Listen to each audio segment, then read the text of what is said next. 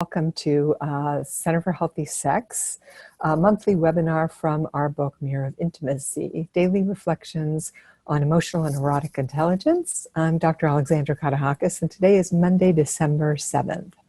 And today's topic is childhood.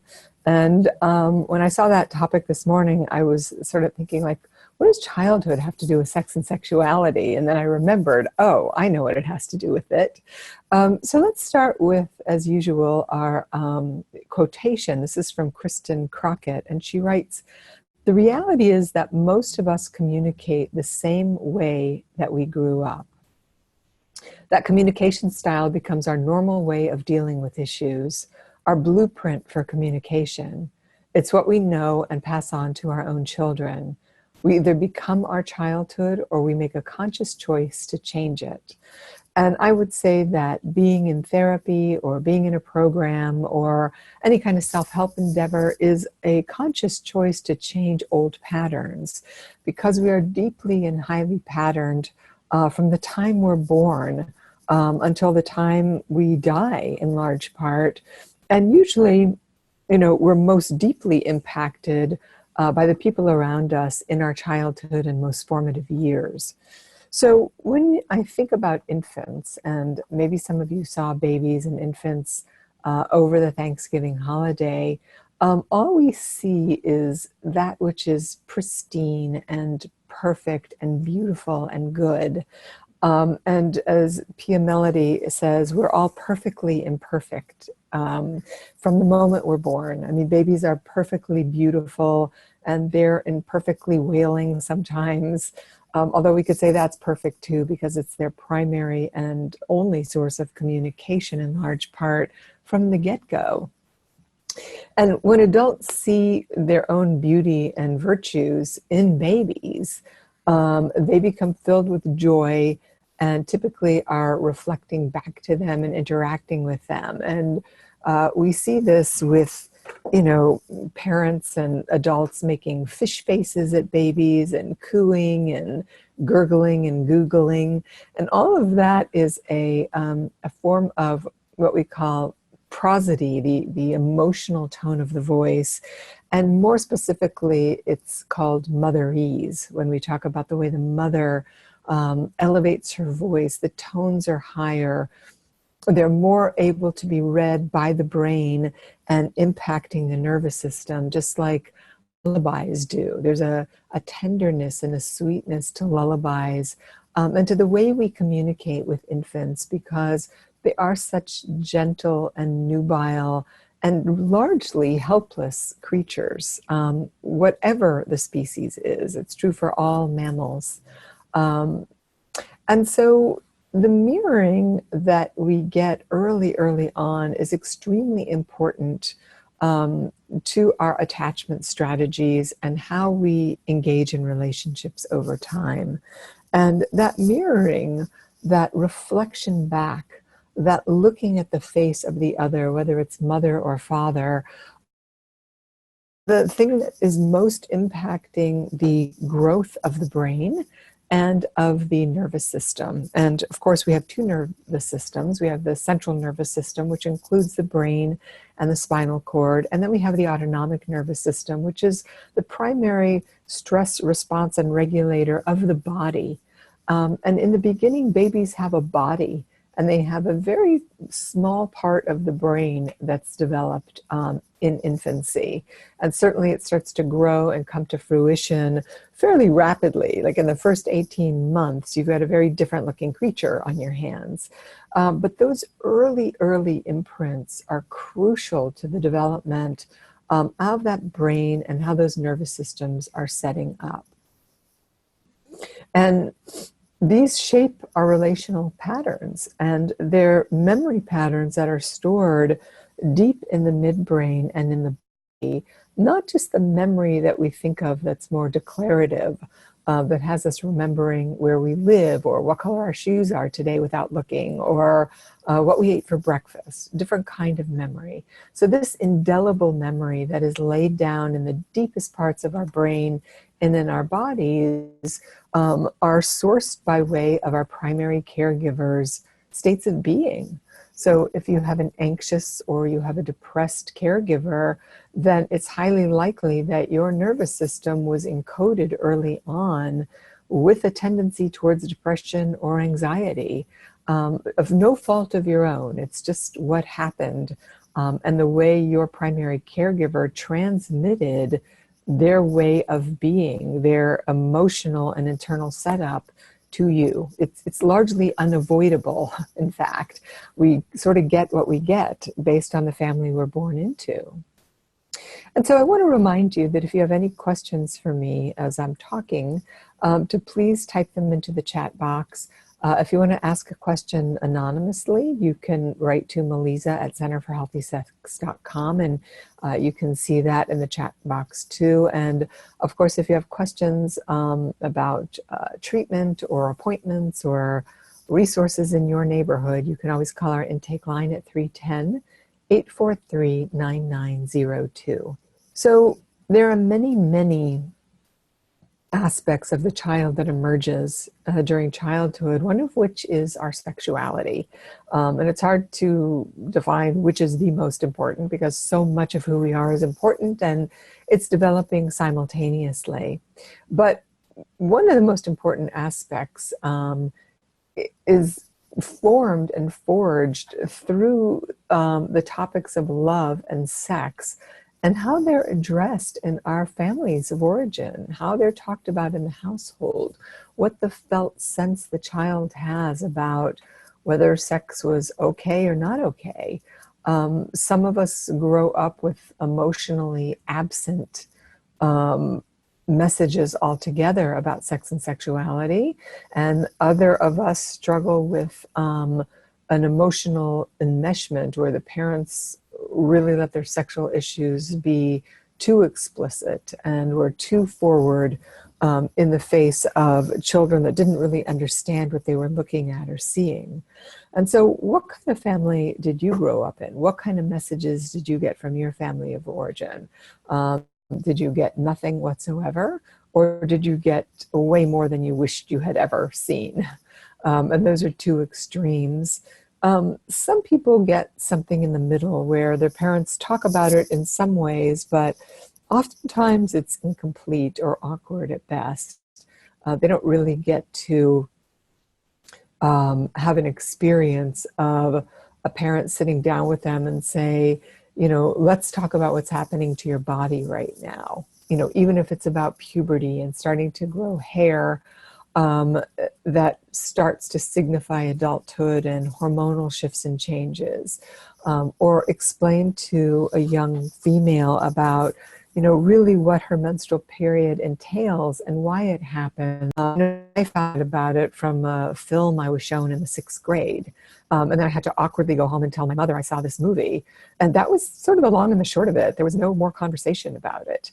And so how were you talked to about the way that your body was changing and your emergent sexuality? And what messages were going on in the household and in the culture around you that was forming and forging your sexuality? And these are really important questions to think about and ask yourself. And in fact, as I'm thinking about it right now in Erotic Intelligence, I ask the readers a lot of those very pointed questions to think about, well, how was I impacted and what messages did I get and how do I still carry those messages? Even though I might not be thinking about them, they're sort of in the body. Like the body will say no, or the body gets anxious in the face of touch or intimacy or closeness or what have you. So, and with females, you know, this question about menstruation and how to take care of their bodies and what it means and how to value their sexuality is not something that parents really talk much about at all. And likewise with boys, as boys, you know, are starting to, you hear their voice change or their height shoots up or something is shifting and changing. You know, as parents, you know, when your children are going through this process, you know, when and how do you talk to your children and your sons, especially about masturbation? Because they may have been fondling themselves prior to this time, but they really don't start to ejaculate until hormonally they can. And so this is another way where these early messages can affect whether or not the child ends up with a shame-based sexuality or sexuality they feel good about. And someone writes, it's clear to me that my son is now entering that stage of masturbation in his life. I told him that I knew about his recent activity and we needed to have a talk about it. He walked away embarrassed and said that he didn't know what I was talking about. How do I go about navigating this situation? Well, probably telling him that you knew he was masturbating made him feel shame and like you're the last person he wants to talk to about this. But I think you have to, first of all, I can't tell you what to say, but I can tell you that if you're going in with guns a-blazing or your anxiety is through the roof, the conversation's going to be awkward. If you're talking about it the way you're talking about, you know, that he needs to start folding his laundry now because he's 14 and you're no longer going to be doing that for him, and you've got a regulated tone of voice and it's very matter of fact, and you say, look, you know, masturbation is a healthy thing. I know I brought it up earlier and you were embarrassed and you walked away and you didn't know what I was talking about. So in fact, you don't even have to talk during this conversation. Maybe I'll have a brief monologue with you and let you know that, again, it's a healthy activity. It's important that you do it in ways that feel good for you. If you have restrictions that you don't want him, you know, doing it in a towel or sheets, that you would prefer that he would do it in a way where he was cleaning up after himself that was appropriate.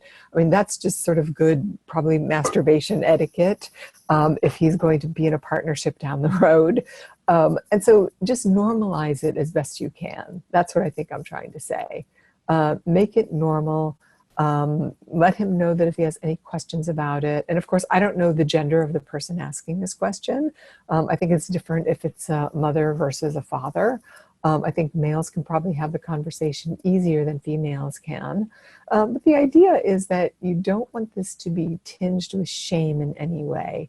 You want this to be a non-shaming conversation, a normalizing conversation, and one that lets him know that if he has any questions whatsoever, that you're available to talk about it, even though you may be the last person on the planet he wants to talk to about it, that you're available. And then I think when it comes up in conversation, which generally, you know, we don't hear about masturbation very much in film and television. I mean, people talk about sex, but when there are opportunities to address it, about health and really about pleasure, masturbation is a pleasurable activity, then you want to use those opportunities to have those conversations.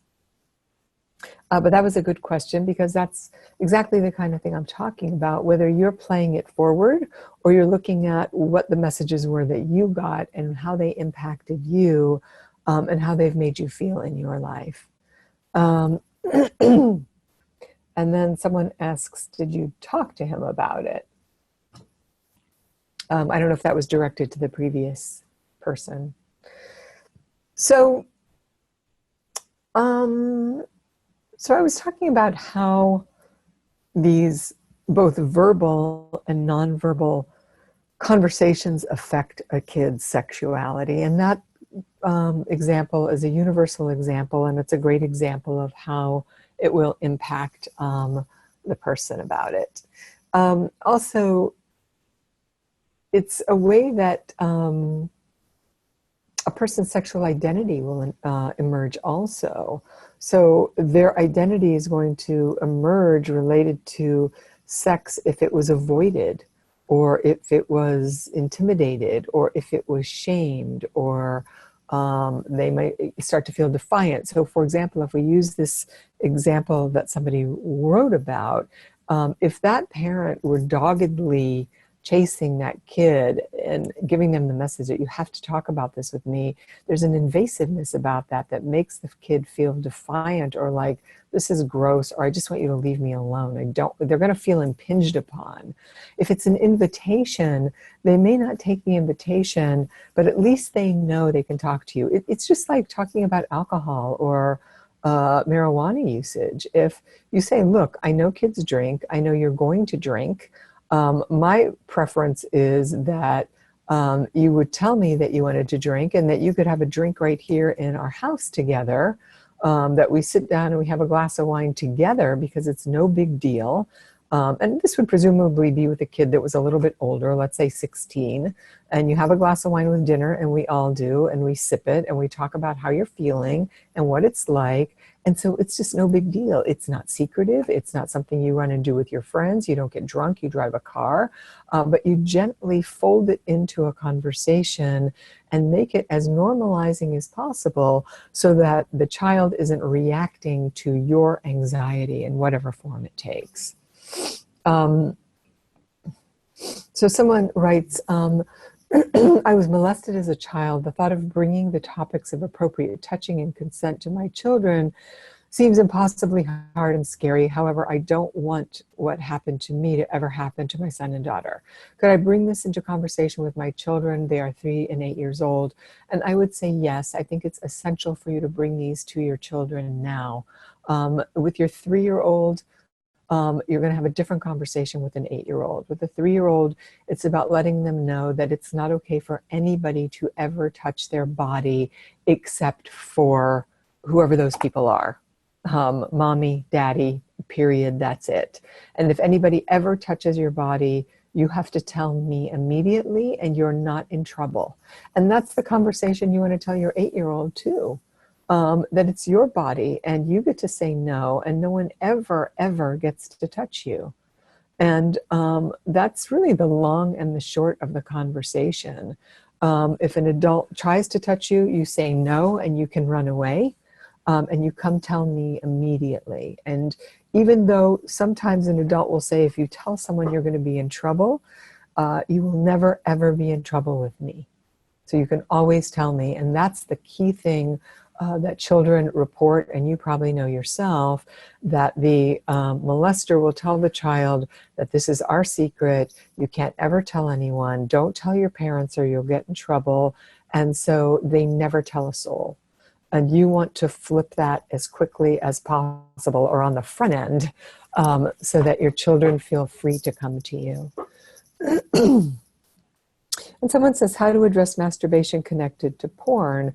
Well, I think first you have to have a conversation about pornography usage with your kids. Do you have filters on your computers at home? Are your computers where your kids are in public spaces so that they're never looking at them in a way, or at their computer screens, without those screens facing a general common area where everybody can see what's going on? And I think that's a really important point. And then you talk about pornography and what it is, and that it's available, and that, you know, some of those images can be really gross or scary, and that because of that, you've put filters on their computers, on their smartphones, and on their laptops. And that doesn't mean that their friends won't show it to them sometimes, and that they might find it really exciting, and that's okay, but it's not something that you want them using with any regularity, any more than you want them using alcohol or drugs while they're still minors. And again, it's a very matter-of-fact family conversation about the use of these things, and how your concern as a parent is that they grow their brains and bodies in the most healthy way possible. You want them eating healthy food and exercising and being with friends and laughing and studying and doing everything they can to build healthy bones, brains, and bodies. And whenever you use drugs, alcohol, vaping, smoking, pornography, you're altering your brain in a way that doesn't set it up for adulthood. And when you're an adult and when you leave my house, you're going to experiment with all of those things. I fully expect you're going to do that, but I want you to do it in a way where you're not not hurting yourself and you're taking care of yourself, and that you're making choices as an adult, not because your friends say it's a good idea. So this probably won't go as smoothly as I'm making it sound, because we live in a consumer culture where peer pressure is massive. The culture is massively pressuring us to consume everything from food to pornography to clothes, you name it. And so you want to make sure that you're the strongest voice in the room, and that your children have good, strong relationships with you. And Roy writes, should one address how masturbation can be compulsive or using porn can be addictive when discussing masturbation with adolescents? I would say yes, in the same way that drugs and alcohol can become addictive. So can pornography. And you don't want to be heavy-handed about it. You just want to be a source of information, a really good, a solid friend, if you will, that's got a parental overlay to it, because you're saying, this is not happening in my house. I don't want you drinking or using drugs or smoking or vaping or watching pornography while you're in my household. And we're going to take measures to have this be a clean and sober household. And you're also letting them know that it goes on. It goes on. Your kids are going to drink. They're going to smoke weed. They're probably going to try vaping, and they're going to look at porn. It's just a matter of fact of the world we live in. But you're letting them know that while they're in your household, in your space, it's not going on in secret. And when they're out with their friends, you're going to make every effort to know who they hang out with, know their parents, and know what they're up to. And if they do go to a party and they get high or they drink too much, will they tell you? They won't be in trouble. In fact, if they're that high and they need a ride, you want to be the one to pick them up. Not getting into some Uber driver's car where they can be raped or killed or God knows what. And certainly not driving themselves. That you want to be the person to drive them home if by chance, they cross a line, and they're not going to be in trouble. In fact, they will be in trouble if they don't call you and they're drunk, and they drive home.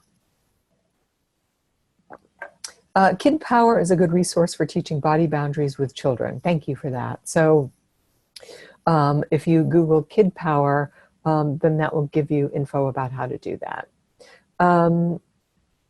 So yeah, please use that resource, because children and kids are not my area of expertise, but I think we just have to use good common sense the best we can when thinking about these topics.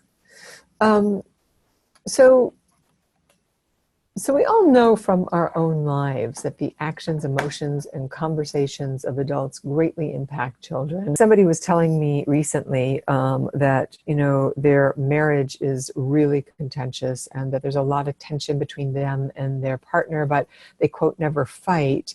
But one of their children is peeing in his bed at night. And yet this person was saying that they were sure their kid didn't know about the distress in their marriage.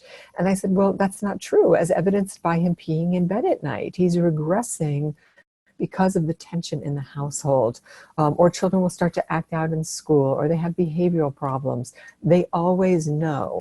And it's not because they know cognitively, because you're not doing it in front of them. They know viscerally, because the body knows what's going on. They feel it in their gut. They feel tension in their chests. Their nervous systems are on fire, so they can be hyperactive. Children always know what's going on in the household, even though you think you might be covering it up nicely. It's not true, because we're communicating non-verbally all the time. They read your body, they read your mood, they read your face. They know exactly what's going on with you. And when you're sad, they feel sad. When you're angry, they're scared. When you're anxious, they get anxious. And they'll come to you to comfort you. They'll ask you if you're okay. And so your job is to take care of the children around you. That's our job. And if we have problems, we need to complain up. We need to complain to our therapist, our best friend, a sponsor, a neighbor, but we do not need to complain to our children ever about our marital problems, our disputes, our money problems, anything along those lines. That is not their job or their responsibility. Now, if as a household you're struggling financially, and you're having to cut back on your budget, then that's a conversation, that's a family meeting. by saying, we have some challenges right now, but you don't want to get into the gory details with them about any of your problems. They're children, so let them be children. It doesn't last very long. So we can develop healthy sexuality by setting a positive example in our own lives. And part of that has to do with how we tend to our own bodies. Because a sexy body does not mean you're running around in, Saturday night clothes. It means that you have a sensuality, that you are taking care of your body, you're exercising, you're eating well. And, I've said this before, exercise does not mean that you're some Olympic athlete. It just means that you are fit because you care about your health, that you work out a couple times a week, or you go for walks, or you're moving because you just want to have good digestion and capacity to rest at night and to generally be healthy. And so you want your kids to see that. Kids live and learn by example. Likewise, by how you treat food, how you treat the space around you. They will mimic that sensuality based on what they see. And, that's also how we carry tradition forward, which I was thinking about over Thanksgiving. The way that we create our space, the way that the food and the dishes that we hand down generationally, are things that we learn by example. And those patterns are the same kind of patterns that we learn when we watch the primary love relationship in our lives. So if your children see affection between the two of you, if they see, moments of intimacy by the look that you and your partner give each other, which is different than a look of disdain or a flash of anger, but that they see all of it.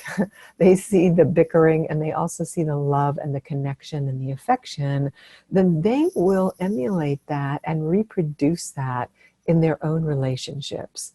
So how we have relationship is the best way to demonstrate to our children what a healthy relationship is. And in fact, they prefer that over the let's talk about sex talk, even though you're going to have that. They would rather see you in a loving relationship and believe deeply that their parents love each other. Whether it's a first or second marriage, it doesn't matter.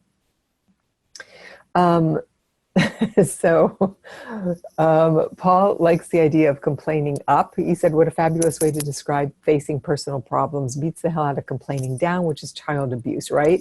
Or repressing complaints. And I say yes. I think it is a form of emotional abuse. There's nothing more egregious to me than, parents that process their divorce with their children. It's just so out of bounds. Or when they pit their children against their partner, for as much as you hate the man you're about to divorce, you have no business telling your children that, because that man is their father and he's going to be their father the rest of their lives. And if he's doing his best to be a good father, your dislike of him is none of their business. You're divorcing, so it's clear that you don't like him, but you don't need to throw him or her under the bus repeatedly. Go talk to your lawyer or your friend about how much you can't stand that person, but do not talk to your children about it. And also this notion of repressing complaints, you don't want to do that either. You want to be able to constructively, talk about your complaining. And it's not like you're always going to talk to your partner in this very nice therapy speak if you're upset or angry. But afterwards, it's okay to go to your kids and say, you know what, when I talked to your dad that way, I was really out of bounds and I apologized to him and I want to apologize to you because I don't like it when I do that. I don't like the person I am, and I don't like that you hear me talking to your father that way. So I'm sorry. And that's it. You move on. And then what your kids learn is that there's rupture and repair and rupture and repair, and it goes on for our entire lives. Nobody's perfect. We're all going to make mistakes. We're all going to show an ugly side of ourselves.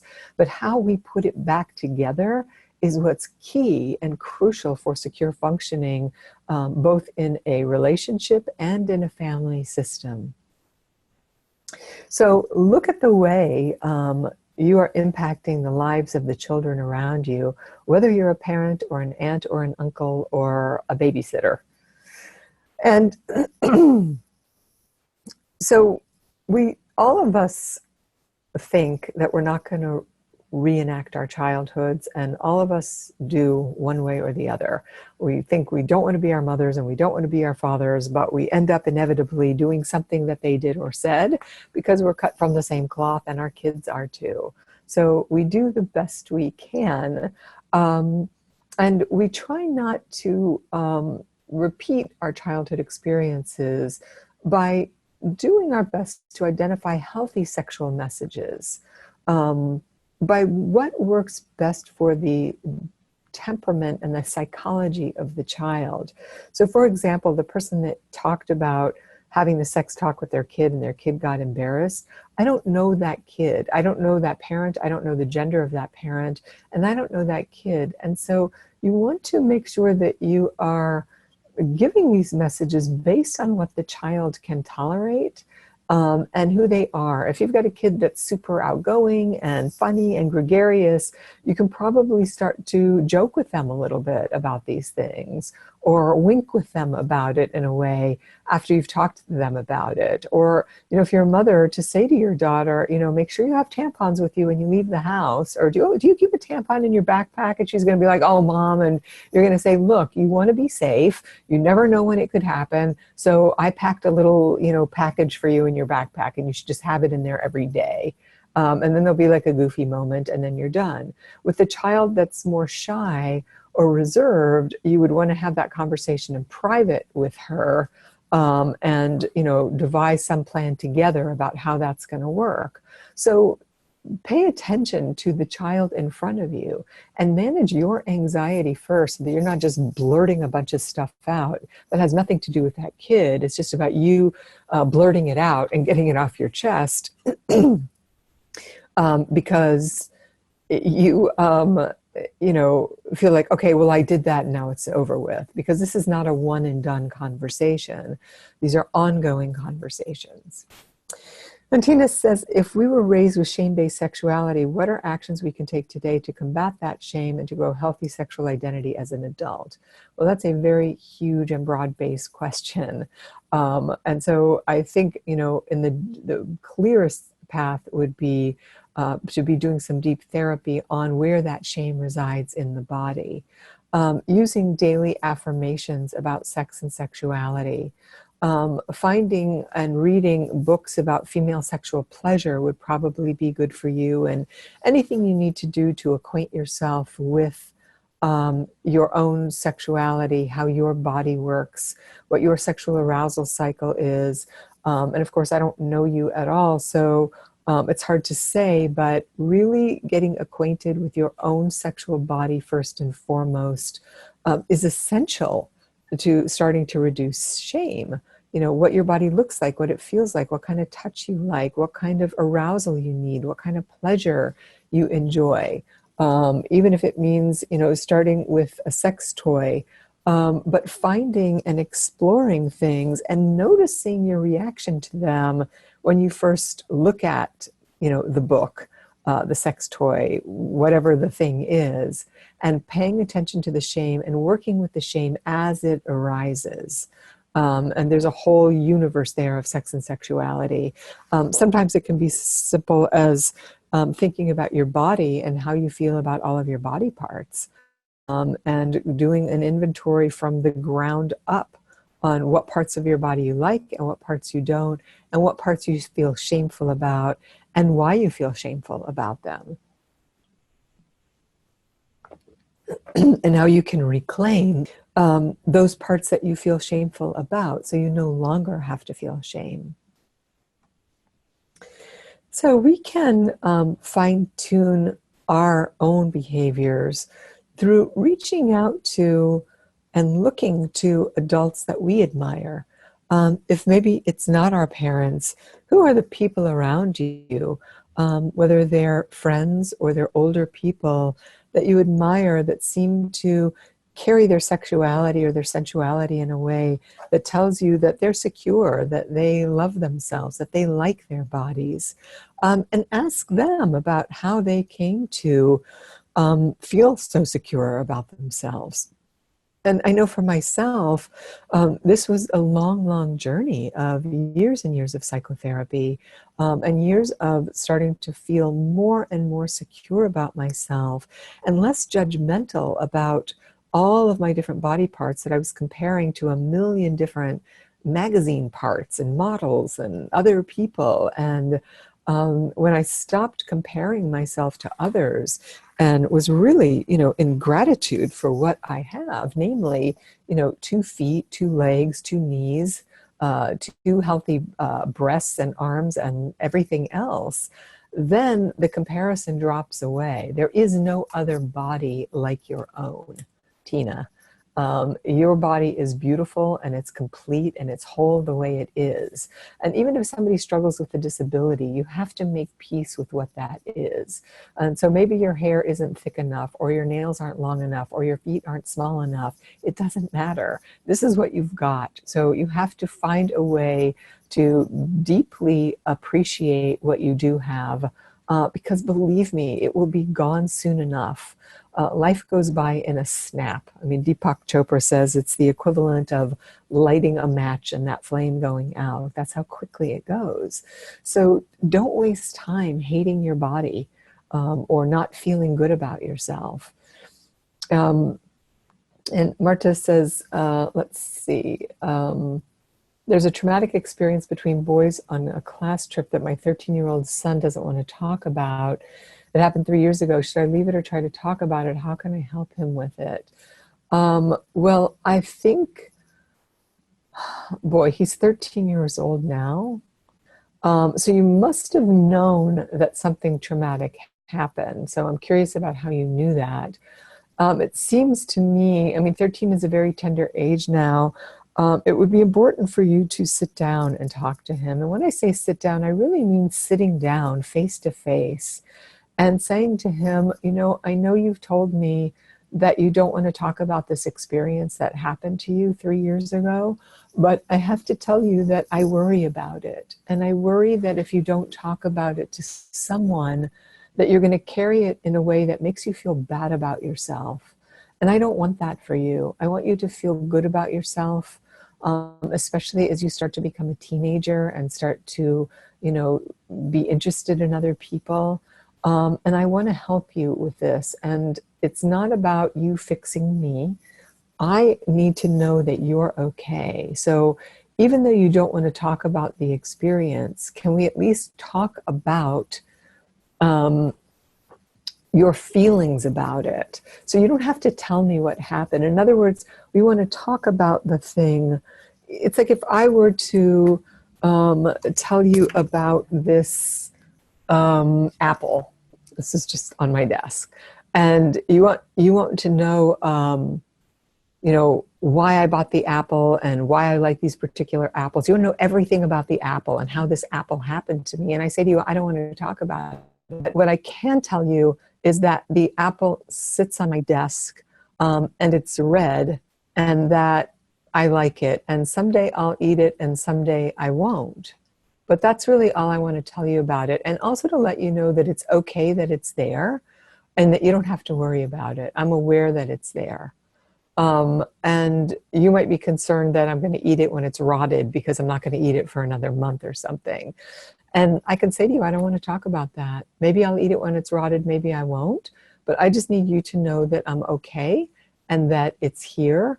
And that, I appreciate you asking about it, but I don't want to tell you anything more about it. I'm not going to tell you what kind of apple it is, or why I like it, or where I got it, or why it has the sticker on it, or anything else about it.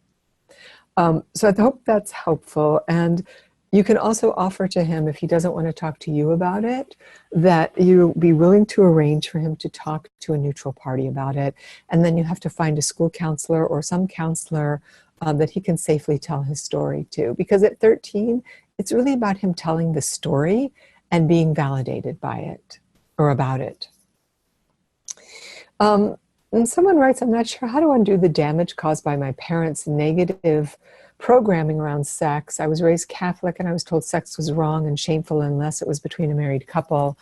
I've been naturally very sexual since I hit puberty at age 12. And when my parents caught me experimenting with a boyfriend, my dad shamed and nearly scared me to death. Said he would disown me if I got pregnant out of wedlock. Fast forward now, I'm 35, single, and I'm still have a hard time allowing myself to enjoy sex and feeling safe and connected with partners. So I typically don't have sex. My romantic relationships have been fraught, I believe, due to this early damage. How can I undo it? Well, I would say to you, you should be in therapy. And that is definitely, there are a couple of EMDR targets in there. So working with a therapist who does specific trauma work like that. But this is not going to go away at 35. You're not going to work this out through a self-help book. That you really need to be in therapy so that you can have someone help you unwind all of this, because that kind of shame lives deep in the gut. It's in the autonomic nervous system. Psychologically, this is, a nonsense story. It's a horrible story. I'm sorry it happened to you. It's an age-old story that people tell, shamed at an early age, and boom, it shuts down their sexuality. But this is not undoable. Except for the longer you wait, the harder it's going to be to undo it. It's just like anything. If you have a toothache and you go to the dentist, it can be fixed pretty painlessly. But if you wait until it's rotted and throbbing, it's going to be a bigger mess to clean up. So I would recommend that you get help sooner rather than later. And someone writes, our culture gives messages that we're not good enough, and there is a strive for physical perfection. How do we advise young girls in particular about this topic? Well, I think it's really important to work with young girls before they hit puberty on this topic. There's there's a book called Reviving Ophelia by Mary Pfeiffer, which is now a classic book, and she talks about how girls are so great from the age of 6 to 10, where they wear what they want and say what they want and climb trees, and they don't care about what anybody thinks about them. They're just themselves. And then they hit puberty and something bizarre happens where this insane amount of self-consciousness comes to the foreground. And this is largely because of the restructuring of the brain at this time, but the profound insecurity. And that's when the consumer culture moves in like a vulture and starts forming and forging our girls, largely, I'm sorry to say, as sex objects, with how they dress and what they wear, and the way their face should look with lip injections and breast implants and just all of it. I mean, the quintessential Instagram girl is sort of the most horrific icon of this consumer culture, and very colonizing culture of what feminine should look like. So we have to get to our girls much earlier, and we have to let them know that they are beautiful as they are, and they're different. We're all different. For those of you that are adult women listening to this, there's a book called Petals, which is a photographic book of vulvas, and there are probably 100 photographs of vulvas in that book, and not one of them are alike. Just like not one set of fingerprints are alike, not one set of legs or knees or breasts or fingers are alike. And so to champion our girls, for them to recognize that they are perfect, whole, and complete as they are, but not perfect in a narcissistic sense, like I'm so perfect, but in a sense that I accept who I am. This is the most perfect body my parents could have given me. It's what I've got, as I was saying earlier. Then they're going to have a fighting chance to make choices when they're teenagers about what their style is, whether they're funky or fun or fashionable or you name it, not because it's being forced upon them and they're afraid that if they don't conform, they're going to be an outcast. And so this is a huge responsibility that we have today. And that's why parenting is so much more challenging than ever, because it's not just the psychological we're dealing with and the neurobiological transformations taking place in adolescence, but we've got this major, major cultural impact that's forming and forging who our kids are, and even who we are today. So we want to consciously practice our truest principles and live our lives by example, so we can develop healthy ways to relate to our kids responsibly. So we're healing our own inner child, which is a lot of you are pointing to, and that work has to come first. And even Dan Siegel talks about that in his book, Parenting from the Inside Out. That book is all about you've got to heal yourself first before you can really raise a securely attached child. So this is an inside job like everything. Um, and Paul says you're describing sexuality developing at the same time as other qualities, which is true, such as creativity, curiosity, and others. Is my idea on the right track, namely that these qualities are linked as developing qualities and can be mutually reinforced during childhood? And the answer is yes. We shouldn't we always put sexuality like on this side burner or shelf, when sexuality is part of our creativity, and creativity is part of our sexuality. So all of it should be in the mix. So when you're talking to your kids about their grades and being good citizens and not conforming, you should also be talking to them about their sex and sexuality, as well as what their political beliefs and leanings are.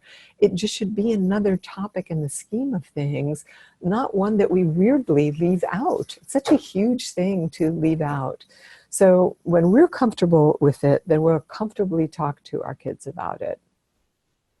So ask yourself this holiday season, what messages you want your children to receive about sexual and romantic lifestyles. What are the messages you want them to get about it? And if you're uptight, you can say to them, you know what? I'm kind of uptight about sex and sexuality. My mother was super uptight about it. So believe me, I'm doing better than she was. I don't want you to be as uptight that I am. I want you to be able to explore and be able to ask me questions. And I'm here to help you. Even though I might not be able to practice some of these things in my own life, I really want to see you feel happy in your sexuality and for you to experience pleasure that's yours, not somebody else's idea of what it is. And that way you embody the values that you want to pass on to them. And that's a great way of doing it, is to own your own shortcomings, and not try to impose them on your kids and say to them, like we do with everything, we want you to do better than I did. I want you to be smarter. I want you to go to a better school. I want you to have a better life, perhaps. And then, so there's another question here, or a statement. Will a girl raised with strong reinforcement of her independence be in a better position to escape the entrainment of consumer culture vis-a-vis ideal image? I think yes. I think when girls are taught that they get to decide who they are and how they fashion themselves and what turns them on and what excites them and what they want to study and what they want to do, they're infinitely happier than feeling like they have to conform to the pressure, the unbelievable pressure of, what it means to be perfect. And that way, that's why I think fashion magazines are inherently detrimental to young women. They just shouldn't be watching them and looking at them. I mean, I might go as far as to say is that for 13, 14, 15-year-old girls, magazines like Vogue they're just kind of another form of porn because they're colonizing. They're saying that you have to be extremely thin and that you have to be able to afford extremely expensive clothing. Otherwise, there's something wrong with you. You won't be happy if you don't have these things. And so they wouldn't see fashion magazines. It's just, you want to limit them the same way you limit junk food and sugar and porn and everything else. You just want to be mindful about the messaging that your kids are getting. And, Instagram is kind of a hard one to battle because it's where kids communicate with each other. But you can ask them to see their Instagram page and their posting, and ask them, be curious about, why did you choose to post that picture of yourself? And what does it mean for you? And, all kids take selfies today. They're all posing. They all have their lips puckered and their tongues out. And so when they're all doing everything in the middle of the bell curve, it's like, okay, well, that's just what they do. They're likely going to grow out of that. But when it's something that looks a little bit aberrant or a little bit too far over the line, and every parent knows what that is, that's when you want to start getting more involved in what's going on. But ask your kids to make some of their Facebook and Instagram transparent to you. And that doesn't mean you're looking at it without their permission. It means you're asking them, can you sit down and look at it with them on any given day, even though they're mortified. They're mortified because you're an adult looking at it, not because they're hiding something. That's a different matter. So they should know that you are periodically going to spot check it with them. and you're going to be curious about it, but you shouldn't, it shouldn't be something that's done without their consent. And if they won't give consent, then you need to have a conversation about why not, because that means something's going on that possibly shouldn't be going on. And then look at what patterns you might be replaying from your own childhood and whether they serve you, or do you need to take a break from that cycle? Like that young woman wrote, who's, still in the pattern of feeling shame because her father deemed what she was doing was shameful. And then finally, let your presence be a healthy model for all those that you meet when it comes to sex and sexuality.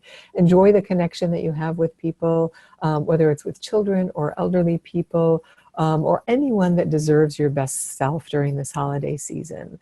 Smile, bring your sensuality forward. Bring, the spirit of the holidays forward in the way that you interact with people. And that's the greatest gift I think we can give the world. So thank you for the conversation today. I appreciate all of you showing up for this. I wish you a happy, happy holiday and a happy new year. And I hope that you are safe as you travel through the month of December. And I look forward to talking to you in January. Take good care, and don't forget that you can find Mirror of Intimacy online at Amazon.com, and that you can always call our intake line 310-843-9902, or go to centerforhealthysex.com, and we can help answer any questions you have about sex, love, and intimacy, or at least try to. All right, thank you, and have a happy holiday.